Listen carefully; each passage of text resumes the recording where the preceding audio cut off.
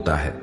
जो कोई भक्त मेरे लिए प्रेम से पत्र, पुष्प, फल, जल आदि अर्पण करता है, वह शुद्ध बुद्धि निष्काम प्रेमी भक्त का प्रेम पूर्वक अर्पण किया हुआ वह पत्र, पुष्प, फल, जल आदि मैं सत्व गुण से प्रकट होकर प्रेम पूर्वक खाता हूं।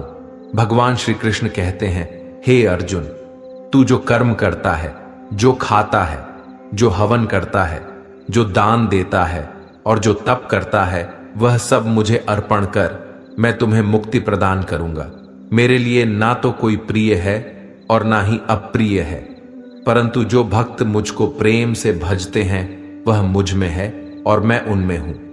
यदि कोई दुराचारी भी अनन्य भाव से मेरा भक्त बनकर मुझको भजता है, तो वह पुरुष भी साधु के समान है, क्योंकि उसने भली भांति निश्चय कर लिया है कि परमेश्वर के भजन के समान अन्य कुछ भी नहीं है। स्त्री, वैश्य, शूद्र, भूत, पिशाच, चांडाल कोई भी हो, वह मेरी शरण में आकर परम गति को प्राप्त होते हैं। हमारे तामसिक गुण हमारे अंदर हीन भावना पैदा करके हमें खुद को उदास और नुकसान पहुंचाते हैं, और हमारे राजसिक गुण हमें ईर्ष्यालु और लोभी बना देते हैं।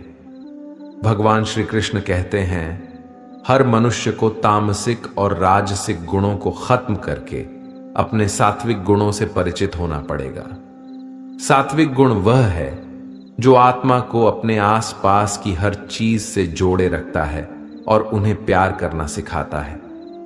किसी का अच्छा ना कर सको तो बुरा भी मत करना, क्योंकि दुनिया कमजोर है, लेकिन दुनिया बनाने वाला नहीं। जिंदगी में हम कितने सही है और कितने गलत है, ये केवल दो लोग जानते हैं, एक परमात्मा और दूसरी हमारी अंतरात्मा। अपने आप को भगवान के प्रति समर्पित कर दो, यही सबसे बड़ा सहारा है। जो कोई भी इस सहारे को पहचान गया है, वह डर, चिंता और दुखों से आजाद रहता है। हर मनुष्य को सबसे पहले खुद का आकलन करना चाहिए, अर्थात खुद के बारे में जान लेना चाहिए। खुद की काबिलियत और क्षमता को जानना ही मनुष्य को आत्मज्ञान की प्राप्ति करा सकता है। जब तक मनुष्य खुद के बारे में जान नहीं लेगा, तब तक उस मनुष्य का उद्धार नहीं हो सकता। श्रीमद् भागवत गीता में भगवान श्री कृष्ण कहते हैं कि हर एक मनुष्य को अपने आप पर पूरा पूरा भरोसा करना चाहिए, क्योंकि जो लोग खुद पर विश्वास करते हैं वह अवश्य ही सफलता प्राप्त करते हैं। ऐसा भी बताया जाता है कि जो व्यक्ति जैसा विश्वास करता है, आखिरकार वैसा ही बन जाता है। सुख और दुख सर्दी और गर्मी के समान है। आज अगर दुख है तो कल सुख भी अवश्य होगा। इसलिए इन दोनों ही परिस्थितियों में मनुष्य को संयम से काम लेना चाहिए।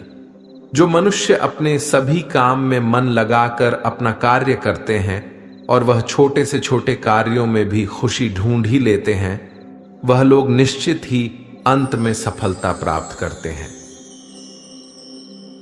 वहीं दूसरी तरफ ऐसे मनुष्य भी होते हैं जो अपने काम को बस एक बोझ समझकर बस पूरा कर देना चाहते हैं और अपने किसी भी काम को सही ढंग से नहीं करते हैं, तो ऐसे मनुष्य हमेशा ही अपने जीवन में पीछे रह जाते हैं।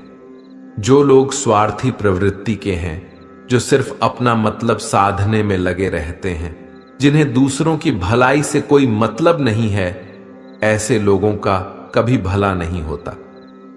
श्री कृष्ण ने गीता सार में उन लोगों के लिए इस उपदेश के माध्यम से बहुत बड़ी सीख दी है। भगवान कहते हैं, स्वार्थ शीशे में फैली धूल की तरह है, जिसकी वजह से व्यक्ति अपना प्रतिबिंब ही नहीं देख पाता। इंसान का स्वार्थ उसे अन्य लोगों से दूर ले जाकर नकारात्मक हालातों की तरफ धकेलता है, जिसके चलते व्यक्ति अकेला रह जाता है। अगर आप चाहते हैं कि आप भी अपना जीवन खुशीपूर्वक व्यतीत करें, तो इसके लिए यह जरूरी है कि आप अपने स्वार्थ को कभी अपने पास नहीं आने दें, क्योंकि स्वार्थी मनुष्य दोस्ती भी सिर्फ अपना स्वार्थ निकालने के लिए करते हैं। ईश्वर हमेशा मनुष्यों का साथ देता है। जो व्यक्ति इस प्रभावशाली सत्य को मान लेता है, तो उसका जीवन पूरी तरह बदल जाता है। सृष्टि निर्माता ईश्वर ही है जो संपूर्ण जगत को चला रहा है, वहीं इंसान तो बस ईश्वर के हाथ की कठपुतली है।